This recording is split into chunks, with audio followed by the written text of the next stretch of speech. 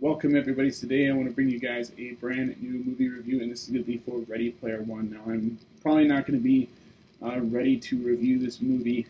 See what I did there?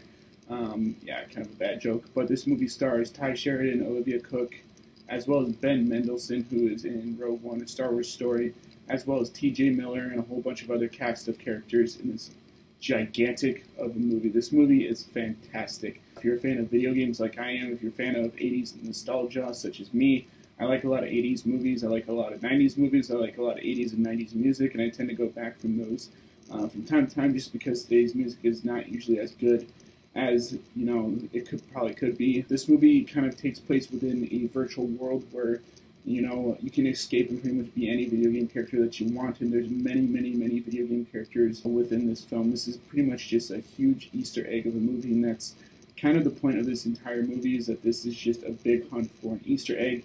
There's like several challenges that you have to complete, and then you pretty much gain control of this thing called the Oasis. Now, the Oasis is this gigantic video game world similar to PlayStation Home, which is something that I spent various amounts of hours in, and sometimes I'm a little bit ashamed to admit that I spent those hours playing that video game, but it was kind of addicting at the time when it came out.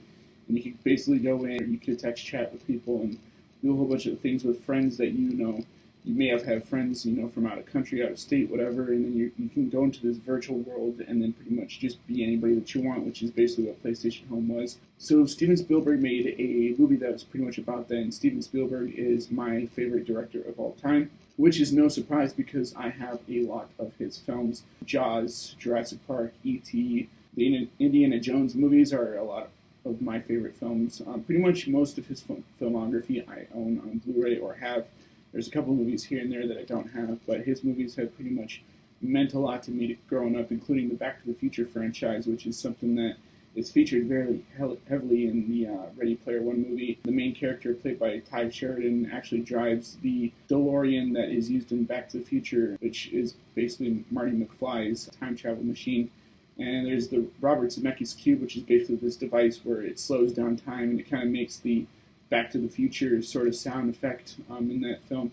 And there's references to things like Aliens, Halo, pretty much any major movie that Steven Spielberg has worked on or is going to be working on is in this movie, as well as a lot of others. There's things like Chucky, Jason Voorhees, Duke Nukem's in this. Everywhere you look around this, you can see pretty much characters that you've loved from a video game or movie. And that's one of the things that I think is pretty cool, is this brings together people that have played video games, who have not played video games in a while, people who love watching movies, all together in this big giant setting. And it's awesome. Like, I took my dad to watch this movie, and he was like, yeah, this is pretty much a movie that was made about me, which is pretty true because, I like playing video games. I have a gaming channel that I've kind of neglected for a while, and I like watching movies, which is why I'm sitting here with you guys, talking to you guys about this movie. And this movie is pretty cool. So basically what happens is Ty Sheridan, everybody in this universe kind of lives in this virtual world, and so Ty Sheridan becomes like this major player, kind of like PewDiePie is now,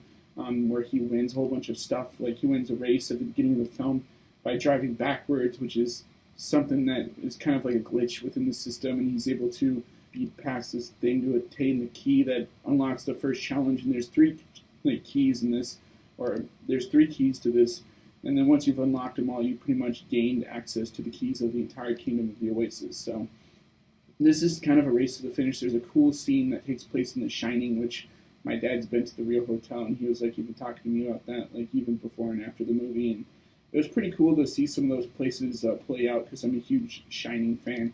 I've seen the movie. I own the movie on Blu-ray many times, and it's a really wonderful trip when you're kind of watching that and kind of experiencing that like you're actually in the film. The CG effects are really great in this movie, though they can get kind of junky, and it's kind of hard to get used to it after a while.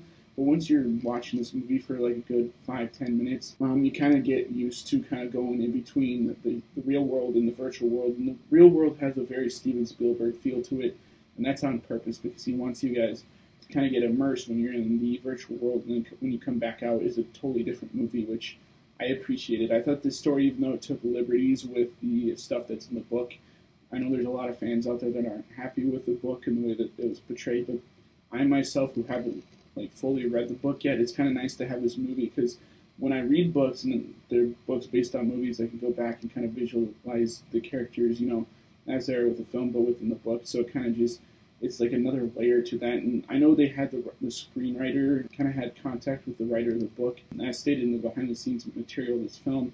And so it's pretty cool to see how they treated the characters in the book and stuff compared to the movies, compared to what Disney and Star Wars has done, where they completely disregarded the entire fan base and the people that love the books. They made a huge attempt in Ready Player One to kind of please the fans, and you can't fault Steven Spielberg for that because he wants to please everybody, and I don't blame him because he's made some truly great movies in the past and some movies that have kind of made me want to become a filmmaker in the future. So we'll see what happens with that. But I would have to say that this is a movie that if you're a fan of film, if you're a fan of movies, if you're a fan of music or video games, there's everything pretty much for everybody. There's even a love story in this that's, I don't know, a little bit shoehorned into it, but it still works and I still like it. So this is definitely going up as one of my favorite movies of all time, especially a favorite Steven Spielberg of mine. And I'll probably end up watching it tonight. If not, I'll watch it tomorrow or something when I'm done with work. But I hope you guys enjoy this review. And as always, guys, please rate, comment, subscribe, and I'll see you guys in the next video.